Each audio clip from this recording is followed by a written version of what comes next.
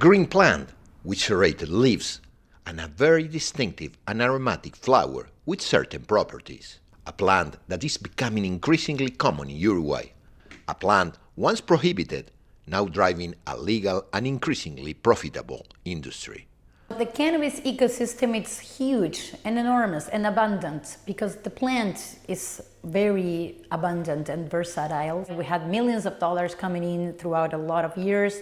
An industry that began during the leftist government of José Mujica in 2013, which regulated its cultivation, production, and consumption for recreational, medicinal, and industrial purposes, and that the center-right government coalition led by Luis Lacalle Pou decided to continue. We accomplished 10 years of the law, so it's in constant review for improving things that are necessary.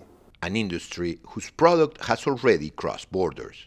We've exported to Australia, we've exported to Germany, we've made one of the largest shipments in the history of medical cannabis into the EU, and most recently we sent a shipment into the United States. First time in history. The first time in history, yes. Like export carried out by Fortmer, one of the biggest medicinal cannabis company in Uruguay.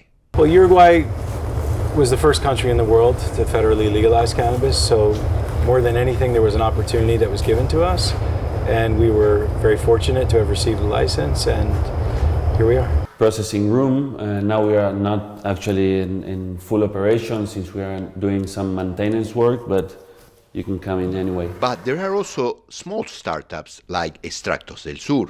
This is the flower tank, basically the place, the tank where we put all the biomass, and then you will come to this one.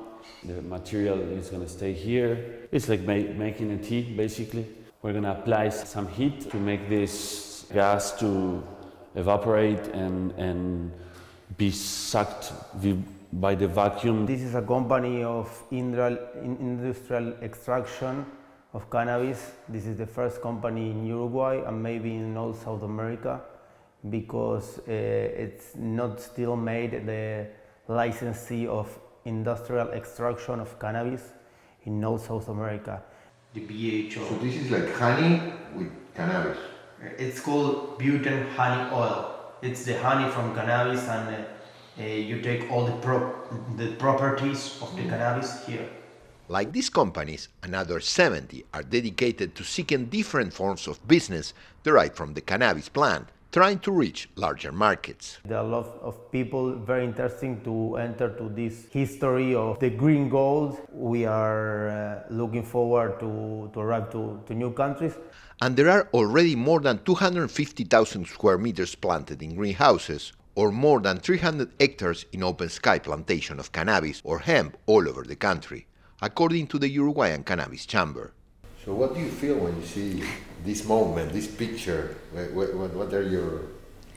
Well, I actually feel really proud. I really feel proud for all the social movement, the society, the social community here in Uruguay.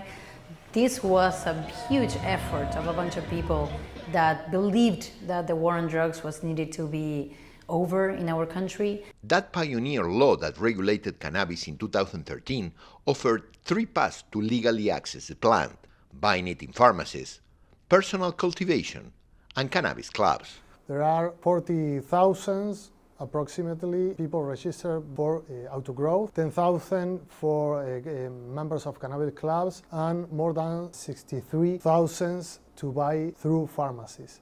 After that moment, Mercedes Ponce de Leon led the project of the annual exhibition Expo Cannabis. Expo Cannabis Uruguay, it's an information platform of articulation for all the ecosystem of cannabis in Uruguay.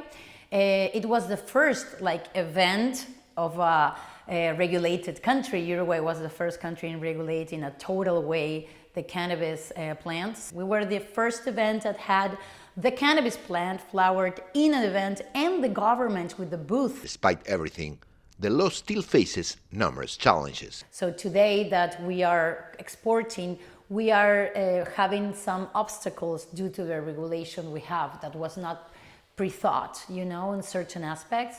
Also, we still have a political system that it's still very prohibitionist. Sometimes it's a little hard to work with the law in Uruguay because there are some paths very hard to do what we want to do. Actually, we want to change the law, then we can sell this product and make for eatables and other kind of products like creams or oils or for animals maybe. In any case, the liberalization of cannabis in Uruguay is a trailblazing path that now the rest of the world is also following. It's still an industry that is being, installed, and it's been growing, and it's gonna take time, but it's happening, and definitely the opportunities are immense, not just for Uruguay, but for the whole world. For Breaking the Mold, Dario Klein, Montevideo.